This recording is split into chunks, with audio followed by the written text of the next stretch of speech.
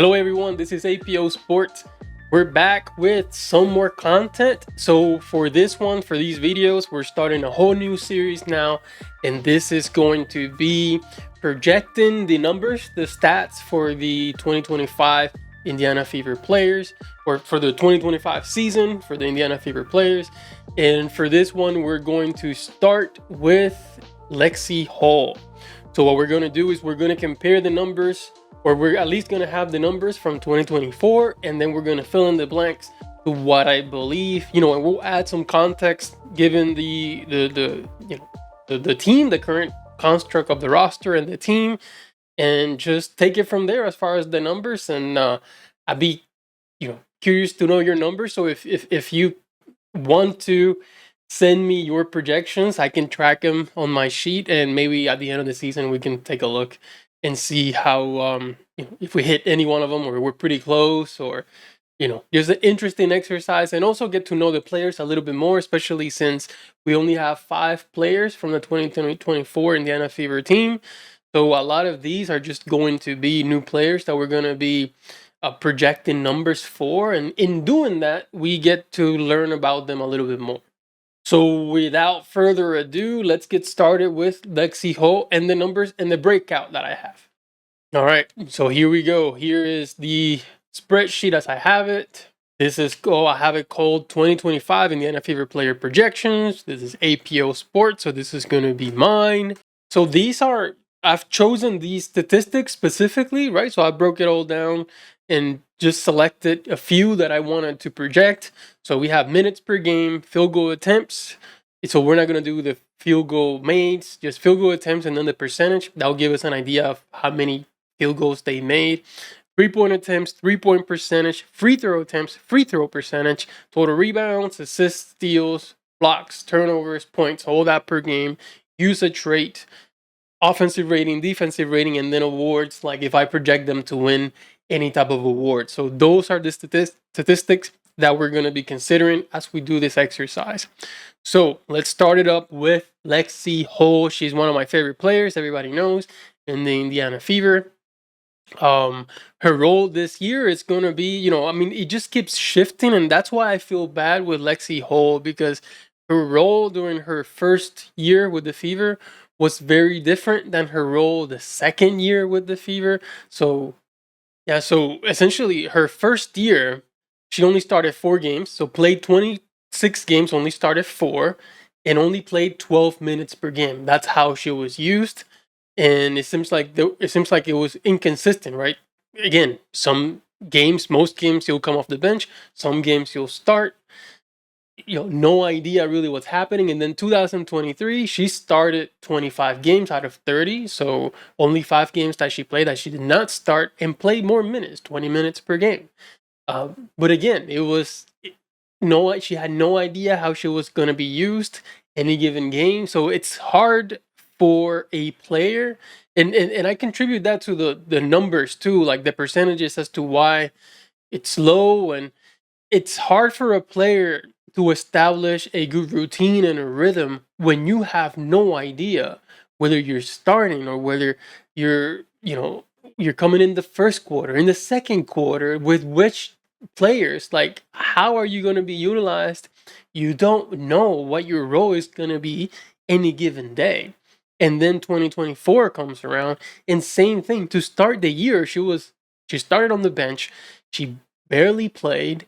We saw her in spurts, and then I believe sometime in the middle of the season, Katie Lou went down with an injury. She was inserted into the starting lineup, and then you could see that she started establishing some sort of a rhythm, and then her role was defined towards the end of the season and then going into the playoffs. And we saw her blossom. Now, a lot of people are like, oh, it was a lucky, a lucky stretch of a few games, but she generally sucks. And I hate that rhetoric. I really do. I can't stand it, to be honest with you. And it bothers me because it's disrespecting such a professional of the game. And in college, she had a defined role, and she was able to be super impactful. But since she came to the league, to the Fever, in my opinion, she's been disrespected and not utilized appropriately. And everything, every day, every game is a mystery as to how she's going to be utilized. And unfortunately for Lexie Hull, that is the case in 2025. But I do think that the Fever, at the very least, have a very good coach, a competent coach, a straightforward coach who I'm pretty sure Stephanie White is going to be able to communicate to Lexie Hull, like, hey, this is the role, this is where I see you, um, game by game. This is how you're going to help us out. This is how we're going to utilize you. This is the amount of minutes that I think you're going to have. These are the lineups or the shifts with the lineups that you're going to be playing with. That way, and you can establish chemistry with them. So even if you are coming off the bench, you have a pretty good idea of how you're going to be utilized, what players you're going to be playing with. So all of that matters. But I have trust that Stephanie White can do that. I had no trust that Christy Sides could do that. I had no trust. Well, I don't know before, right? Because I'm just a fan of the WNBA since 2024. But my impression is that the coaches before Christy Sides that Lexie Hull had were not good. And also, this is her 4th year in the league and also the 4th coach that she'll be playing under. So it's just, unfortunately for her, she hasn't had an opportunity to establish a good routine and rhythm. But fortunately for her, good coach, good culture in place, and I think we're gonna see more consistency in the impact that she provides. So, given that entire speech and spiel, let's talk about Lexie Hull and her minutes per game. So, even though, in my opinion, she's going to be coming off the bench because there's just no room in the starting lineup, I do think that even with that she should probably see about 20 minutes per game. So I'm going to say maybe 20.5 minutes per game. So that's going to be a little increase. Now, she was playing about 34 minutes per game towards the end of the season.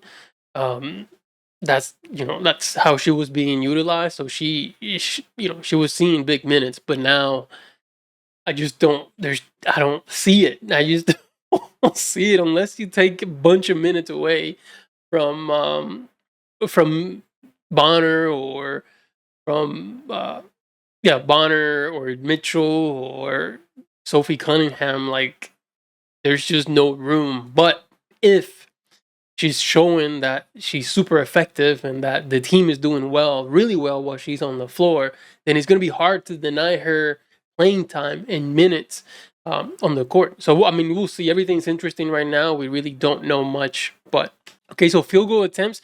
She had about 4 field goal attempts per game last season, which was about average. In 2023, she took 4.8, but again, she was starting. So I want to say if she's going to stay within that 20 minutes, she's probably going to take 4.5 is what I'm going to say. 4.5 field goal attempts per game. And if she can find a way to finish around the rim and be able to hit some other open twos that are not necessarily layups, her field goal percentage is going to go up dramatically. So her 3-point percentage was super high, so field goal percentage, I'm gonna give it a slight increase. I'm gonna say that she's gonna be at 482, maybe something like that is what I'm expecting. Only because I think she's gonna be able to make some more of those twos and finishing around the rim and being ready for those Caitlin Clark passes, right? Like, the more she's used to that, the more she'll be able to execute. I just think last year she just wasn't ready, I think, to make those, and she wasn't really finishing consistently around the rim. I think that's gonna change. So I see 0.482 3-point attempts. I do think she's gonna take more threes, which kind of, I mean, how many more threes? I don't know, but she's gonna take more threes only because I think every time that she's on the court, she's probably gonna be the most overlooked player on the court. Because so if you have Boston, if you have Cunningham, if you have Mitchell, if you have, of course, Caitlin Clark or DeWanna Bonner, she's going to be the most overlooked player.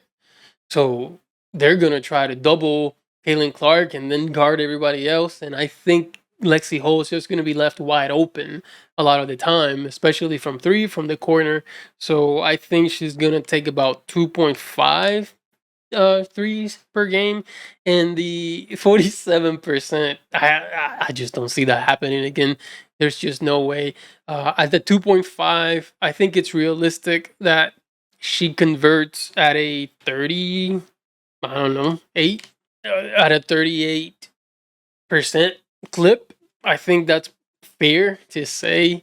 The previous season she hasn't shot very well, but again, I attribute it more to her lack of establishing a good rhythm, and also perhaps her confidence being shot, because she has a very small amount of time to prove that she belongs in the starting lineup. But now her confidence, like, they're telling me I'm not good. Am I really not that good? All these things, but her confidence coming back, and then hopefully that rhythm that we talked about.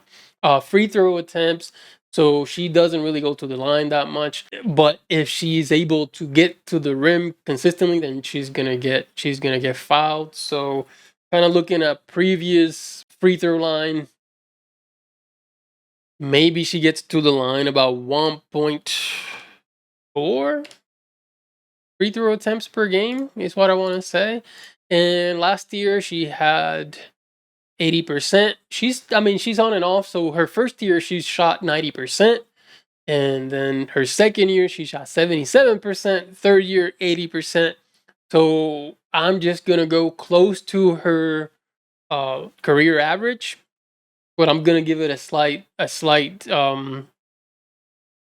improvement. So her career average is 85.3. I'm gonna give her 85.2 or 83 point.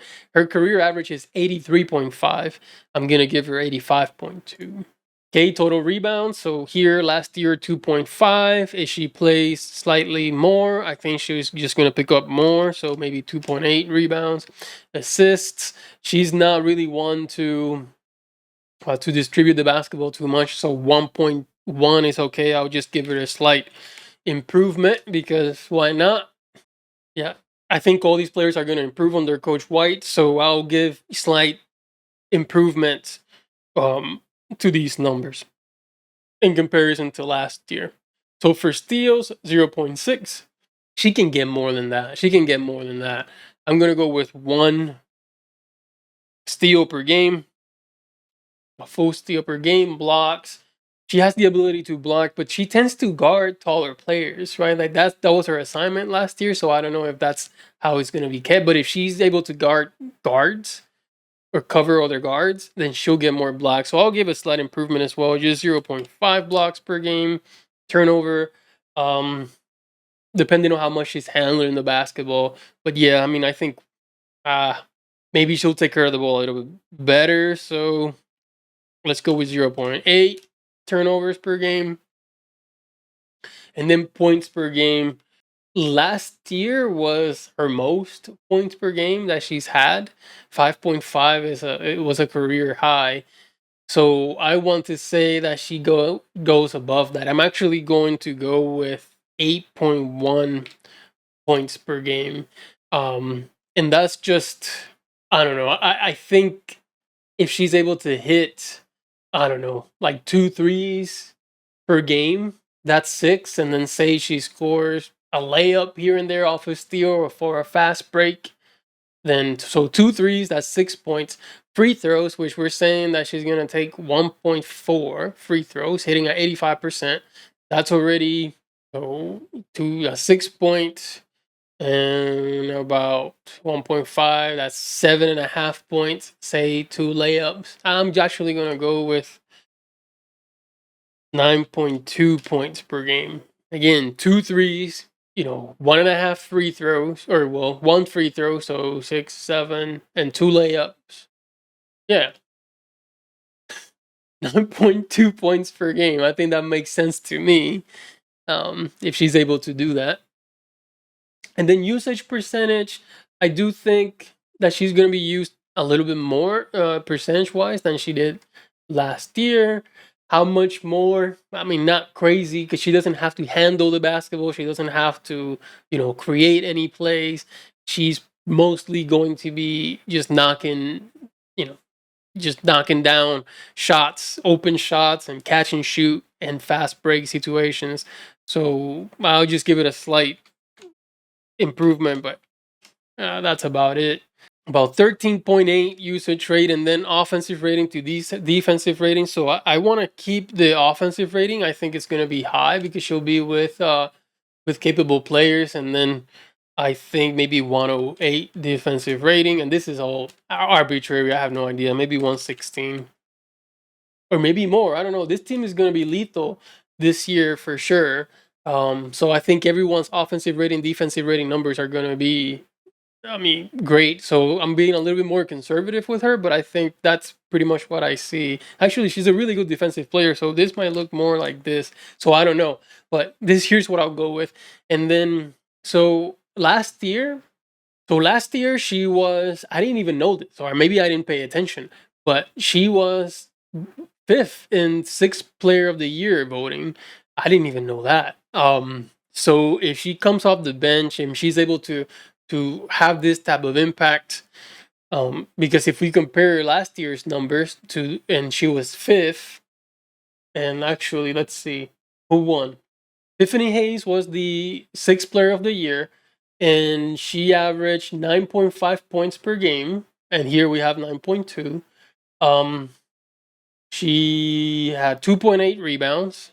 What do we have here with Lexie? 2.8 rebounds, uh, 2.1 assists. We have 1.3 assists, 0.8 steals. Here we have 0.3 blocks. Here we have 0.5. I don't know. I think, yeah, I mean, with these numbers, she has a shot at winning sixth player of the year. But is she going to win it outright? I don't know. I don't know if she's going to win it outright. So let's project. She's not going to be an all-star, at least not yet. I think maybe one day when she becomes a starter, she has a shot at becoming an all-star. But here's the thing. I mean, I don't know what's happening with the all-star voting. So I read somewhere in social media that all-star voting was going away, but I wasn't sure if it was just a combination. It's going to be a combination of all-star voting and other factors. But if it was, I mean, she's super popular. So if it was all-star voting alone, then she would probably be an all-star.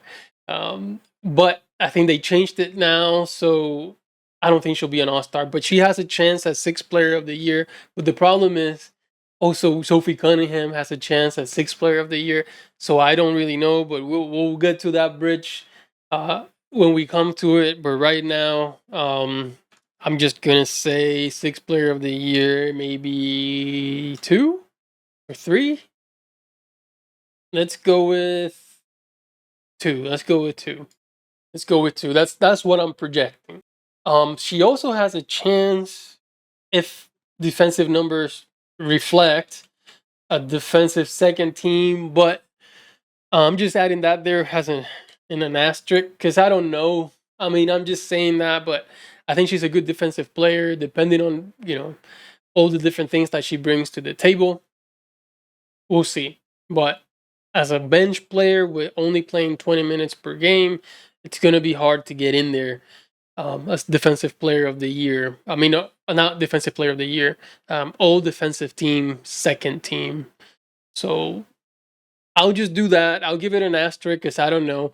I mean, in order for that to happen, these minutes here will have to be more than 20.5 minutes per game, in my opinion. But again, we never know. But if there's any other award that she could potentially win, I would say is all defensive team in the WNBA, and potentially sixth player of the year. I have her finishing second there, but maybe she wins it. I don't know. But yeah, this is what I'm projecting for Lexie Hull for 2025. And then if you see, I already have everybody else already ready to go. So the next one we're gonna do is Natasha Howard after Lexie Hull. But yeah, this is what I have.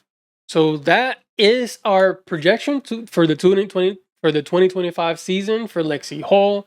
Let me know what you think. I'm really curious to know what your projections are. So if you can share them with me, that would be awesome as well. And what just overall do you think Lexie Hull's role is going to be on this roster?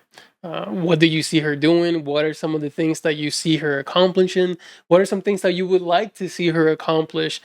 Um, yeah, no, we're all curious as to her performance, especially after the whole Unrivaled, right? She ended on such a high note in 2024, and then Unrivaled kind of, even though she won, she won the championship with Unrivaled, but her individual performance wasn't, it left some people um, wanting more. But I don't know. What do you think? Let me know. Let me know your thoughts on these projections. But this is all we have for today. If you enjoy this type of content, don't forget to like the video and subscribe to the channel. As always, thank you so much for watching, and I'll see you next time.